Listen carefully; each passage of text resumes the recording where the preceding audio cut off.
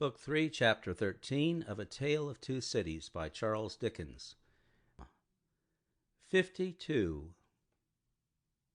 In the black prison of the conciergerie, the doomed of the day awaited their fate. They were in number as the weeks of the year. 52 were to roll that afternoon on the life tide of the city to the boundless everlasting sea. Before their cells were quit of them, new occupants were appointed. Before their blood ran into the blood spilled yesterday, the blood that was to mingle with theirs tomorrow was already set apart.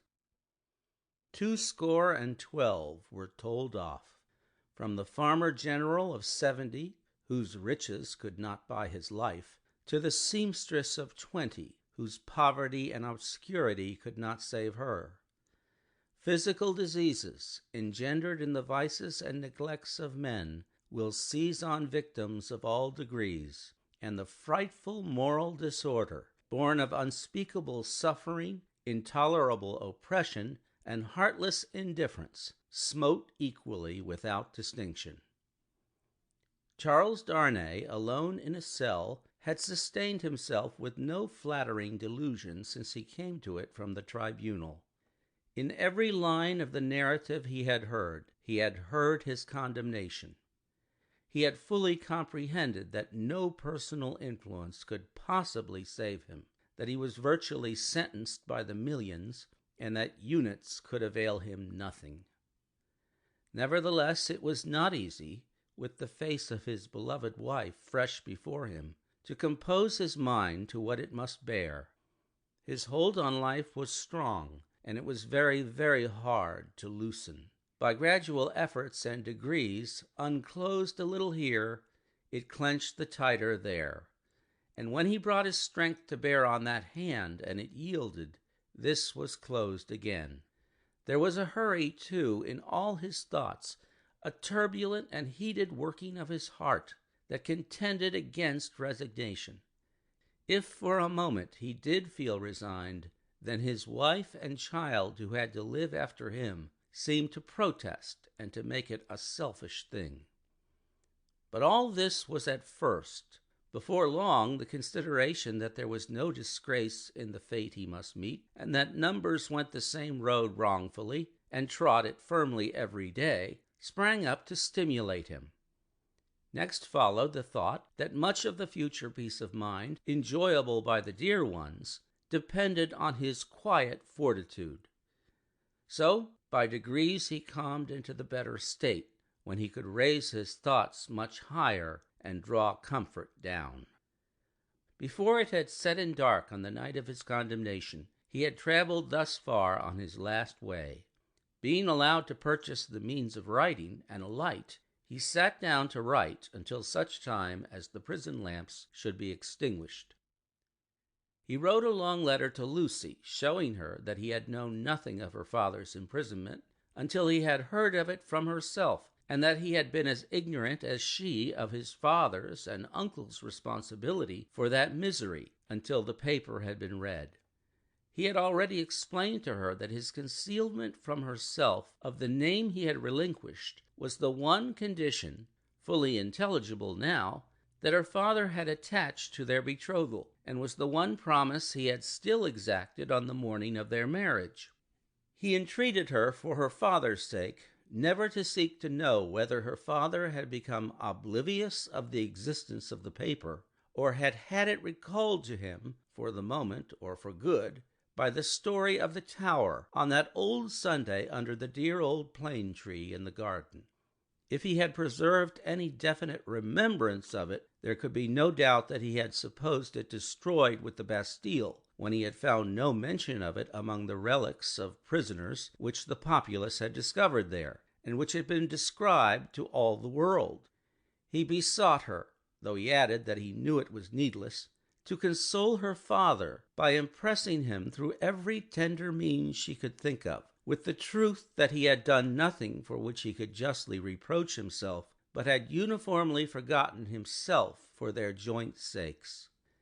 Next to her preservation of his own last grateful love and blessing, and her overcoming of her sorrow to devote herself to their dear child, he adjured her, as they would meet in heaven, to comfort her father. To her father himself he wrote in the same strain, but he told her father that he expressly confided his wife and child to his care.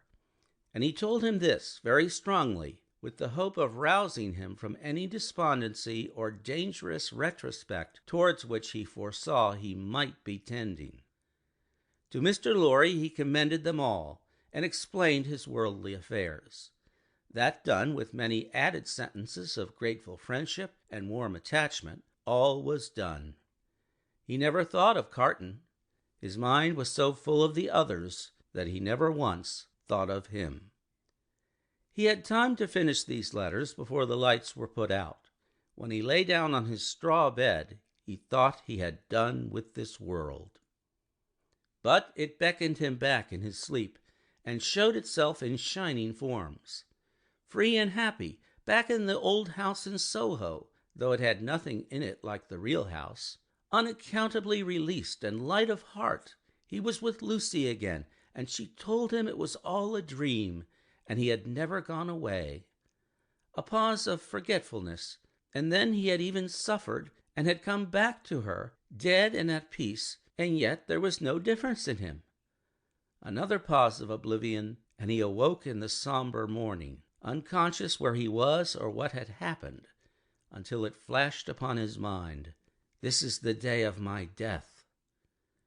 Thus had he come through the hours to the day when the 52 heads were to fall. And now, while he was composed, and hoped that he could meet the end with quiet heroism, a new action began in his waking thoughts, which was very difficult to master. He had never seen the instrument that was to terminate his life. How high it was from the ground, how many steps it had, where he would be stood, how he would be touched, whether the touching hands would be dyed red, which way his face would be turned, whether he would be the first or might be the last. These and many similar questions, in no wise directed by his will, obtruded themselves over and over again countless times. Neither were they connected with fear. He was conscious of no fear. Rather, they originated in a strange, besetting desire to know what to do when the time came, a desire gigantically disproportionate to the few swift moments to which it referred, a wondering that was more like the wondering of some other spirit within his than his own. The hours went on as he walked to and fro, and the clocks struck the numbers he would never hear again. 9 gone forever.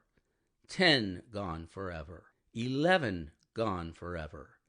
12 coming on to pass away.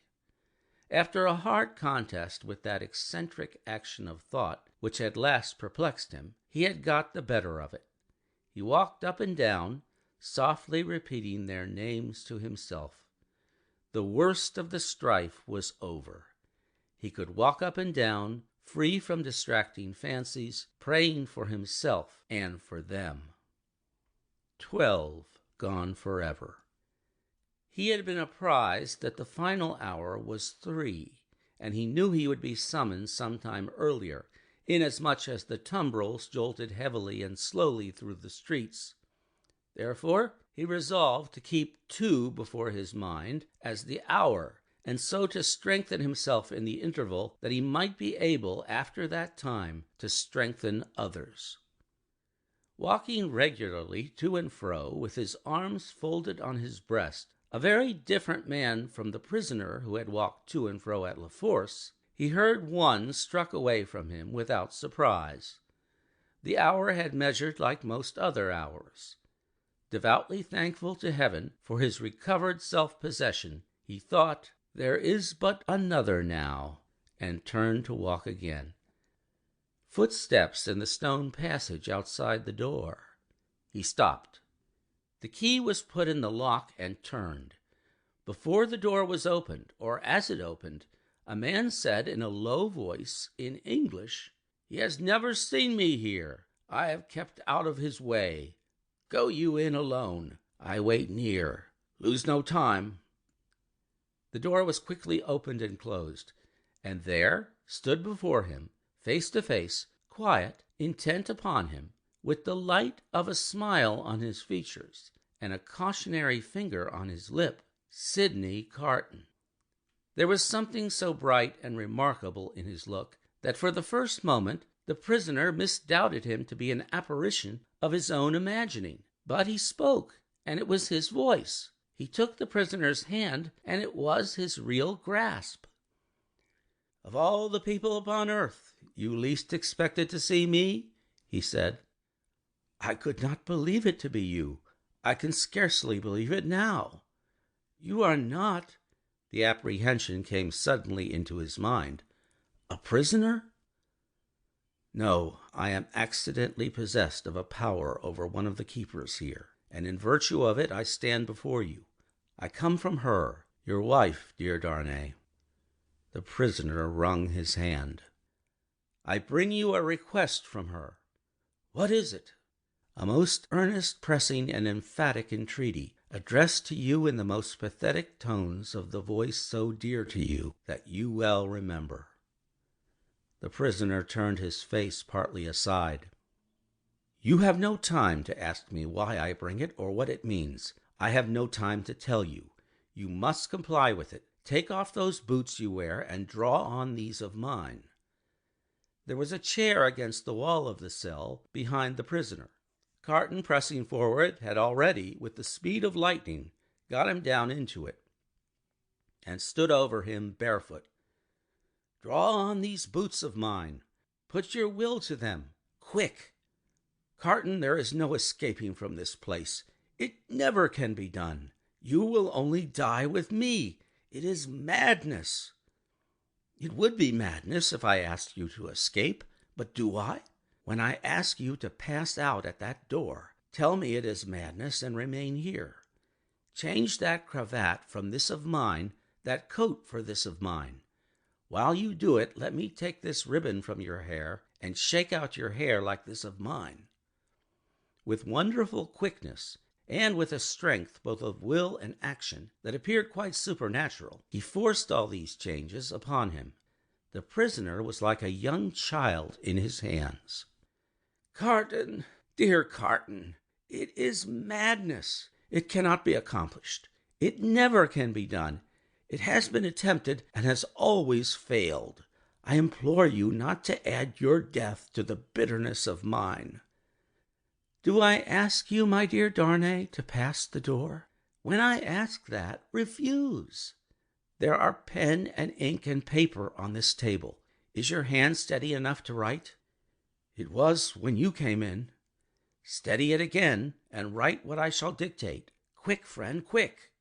Pressing his hand to his bewildered head, Darnay sat down at the table. Carton, with his right hand in his breast, stood close beside him. "Write exactly as I speak." "To whom do I address it?" "To no one." Carton still had his hand in his breast. "Do I date it?" "No." The prisoner looked up at each question. Carton, standing over him with his hand in his breast, looked down. "If you remember," said Carton, dictating, "the words that passed between us long ago, you will readily comprehend this when you see it. You do remember them, I know.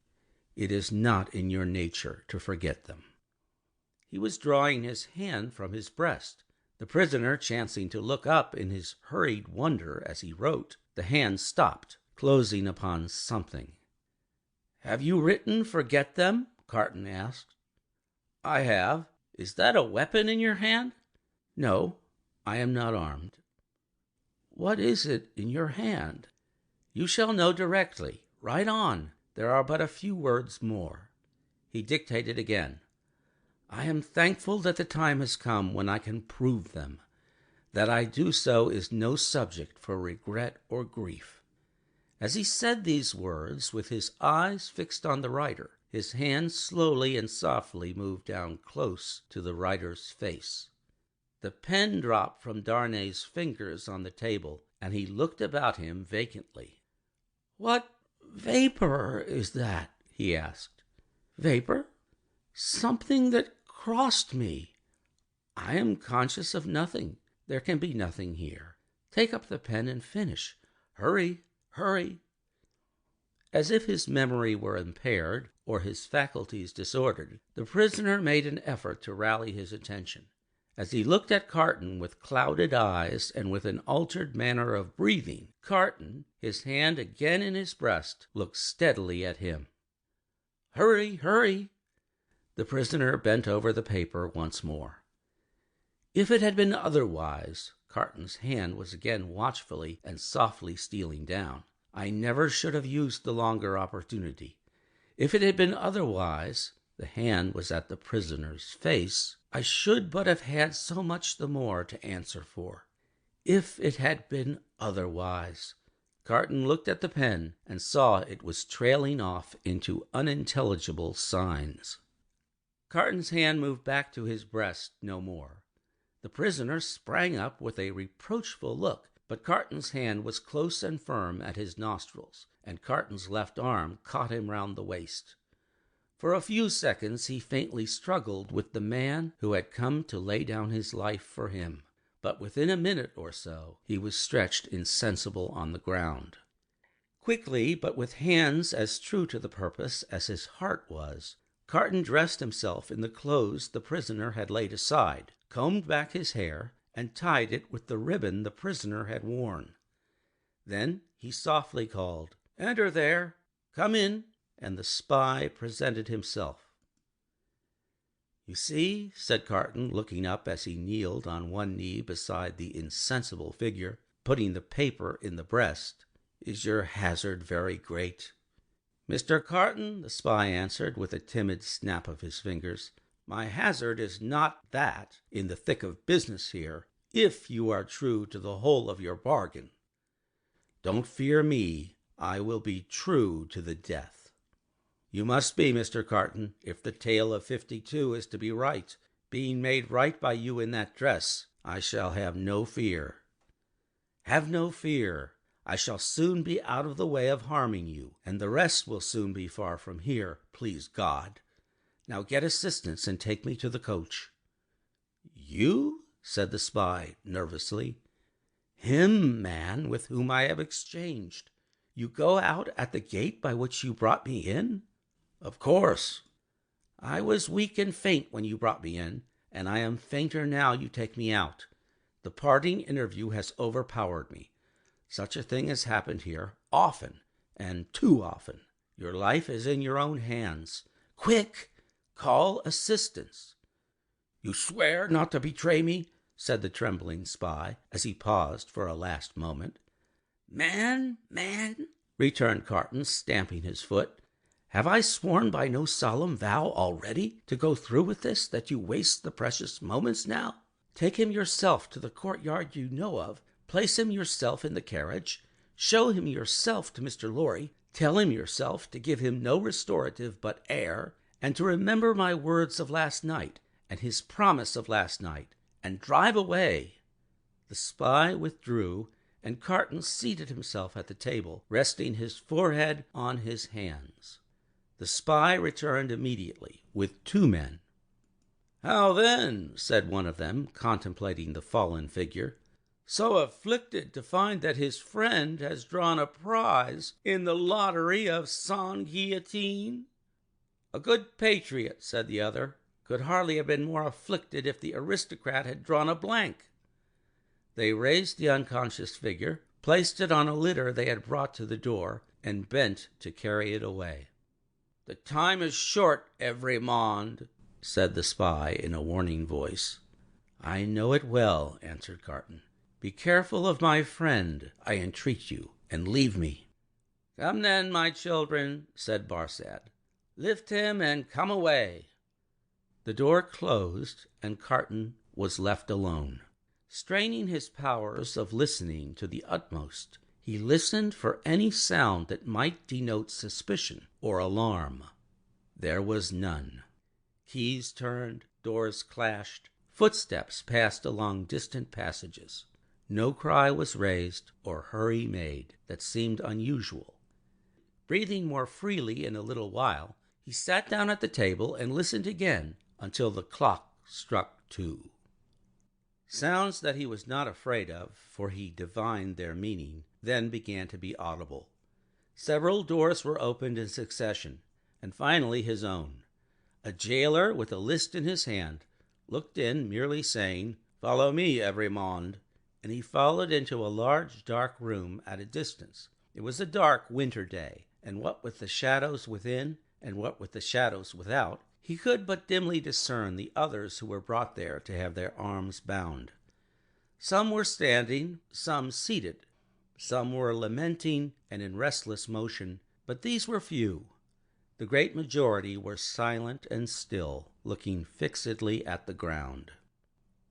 As he stood by the wall in a dim corner, while some of the 52 were brought in after him, one man stopped in passing to embrace him as having a knowledge of him. It thrilled him with a great dread of discovery, but the man went on. A very few moments after that, a young woman, with a slight girlish form, a sweet spare face, in which there was no vestige of color, and large, widely opened, patient eyes, rose from the seat where he had observed her sitting, and came to speak to him. "Citizen Evrémonde," she said, touching him with her cold hand, "I am a poor little seamstress who was with you in La Force." He murmured for answer, "True, I forgot what you were accused of." "Plots, though the just heaven knows that I am innocent of any. Is it likely? Who would think of plotting with a poor little weak creature like me?" The forlorn smile with which she said it so touched him that tears started from his eyes. "I am not afraid to die, Citizen Evrémonde, but I have done nothing. I am not unwilling to die if the Republic, which is to do so much good to us poor, will profit by my death. But I do not know how that can be, Citizen Evrémonde. Such a poor, weak little creature." As the last thing on earth that his heart was to warm and soften to, it warmed and softened to this pitiable girl. "I heard you were released, Citizen Evrémonde. I hoped it was true." "It was, but I was again taken and condemned." "If I may ride with you, Citizen Evrémonde, will you let me hold your hand? I am not afraid, but I am little and weak, and it will give me more courage." As the patient eyes were lifted to his face, he saw a sudden doubt in them, and then astonishment. He pressed the work-worn, hunger-worn young fingers and touched his lips. "Are you dying for him?" she whispered. "And his wife and child." "Hush! Yes." "Oh, you will let me hold your brave hand, stranger?" "Hush! Yes, my poor sister. To the last." The same shadows that are falling on the prison are falling in that same hour of the early afternoon on the barrier with the crowd about it, when a coach going out of Paris drives up to be examined. "Who goes here? Whom have we within? Papers!" The papers are handed out and read. "Alexandre Minette, physician, French." "Which is he?" "This is he." This helpless, inarticulately murmuring, wandering old man pointed out. "Apparently the citizen doctor is not in his right mind. The revolution fever will have been too much for him?" "Greatly too much for him." "Ah, many suffer with it." "Lucy, his daughter, French. Which is she?" "This is she." "Apparently it must be. Lucy, the wife of Evrémonde, is it not?" "It is." "Ha! Evrémonde has an assignation elsewhere. Lucy, her child, English. This is she?" "She and no other." "Kiss me, child of Evrémonde. Now thou hast kissed a good Republican. Something new in thy family. Remember it. Sidney Carton, advocate, English. Which is he?" "He lies here in this corner of the carriage. He, too, is pointed out." "Apparently the English advocate is in a swoon." "It is hoped he will recover in the fresher air." It is represented that he is not in strong health, and has separated sadly from a friend who is under the displeasure of the Republic. Is that all? It is not a great deal, that. Many are under the displeasure of the Republic, and must look out at the little window. Jarvis Lorry, banker, English. Which is he? I am he, necessarily being the last. It is Jarvis Lorry who has replied to all the previous questions. It is Jarvis Lorry who has alighted and stands with his hand on the coach door, replying to a group of officials. They leisurely walk round the carriage and leisurely mount the box to look at what little luggage it carries on the roof. The country people hanging about press nearer to the coach doors and greedily stare in. A little child, carried by its mother, has its short arm held out for it, that it may touch the wife of an aristocrat who has gone to the guillotine. Behold your papers, Jarvis Lorry, countersigned. One can depart, citizen? One can depart. Forward, my postilions! A good journey! I salute you, citizens. And the first danger passed. These are again the words of Jarvis Lorry as he clasps his hands and looks upward. There is terror in the carriage. There is weeping. There is the heavy breathing of the insensible traveler. Are we not going too slowly? Can they not be induced to go faster? Asks Lucy, clinging to the old man. It would seem like flight, my darling. I must not urge them too much. It would rouse suspicion. Look back, and see if we are pursued. The road is clear, my dearest. So far, we are not pursued. Houses in twos and threes pass by us. Solitary farms, ruinous buildings, dye works, tanneries, and the like. Open country, avenues of leafless trees. The hard, uneven pavement is under us. The soft, deep mud is on either side. Sometimes we strike into the skirting mud to avoid the stones that clatter us and shake us. Sometimes we stick in ruts and sloughs there. The agony of our impatience is then so great that in our wild alarm and hurry we are for getting out and running, hiding, doing anything but stopping. Out of the open country, in again among ruinous buildings, solitary farms, dye works, tanneries, and the like, cottages in twos and threes, avenues of leafless trees. Have these men deceived us and taken us back by another road? Is not this the same place twice over? Thank heaven, no. A village. Look back, and see if we are pursued. Hush, the posting-house. Leisurely our 4 horses are taken out. Leisurely the coach stands in the little street, bereft of horses, and with no likelihood upon it of ever moving again. Leisurely the new horses come into visible existence, one by one. Leisurely the new postilions follow, sucking and plaiting the lashes of their whips. Leisurely the old postilions count their money, make wrong additions, and arrive at dissatisfied results. All the time, our overfraught hearts are beating at a rate that would far outstrip the fastest gallop of the fastest horses ever foaled. At length the new postilions are in their saddles, and the old are left behind. We are through the village, up the hill, and down the hill, and on the low, watery grounds.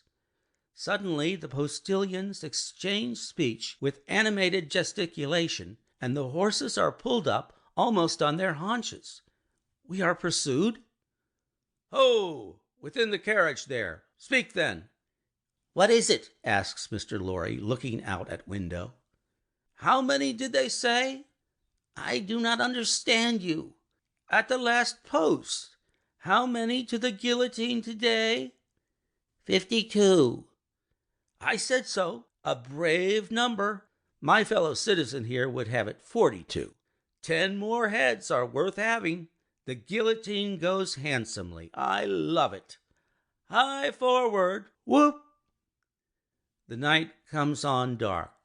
He moves more. He is beginning to revive and to speak intelligibly. He thinks they are still together. He asks him by his name what he has in his hand. Oh, pity us, kind heaven, and help us. Look out, and see if we are pursued. The wind is rushing after us, and the clouds are flying after us, and the moon is plunging after us, and the whole wild night is in pursuit of us. But so far, we are pursued by nothing else. End of chapter.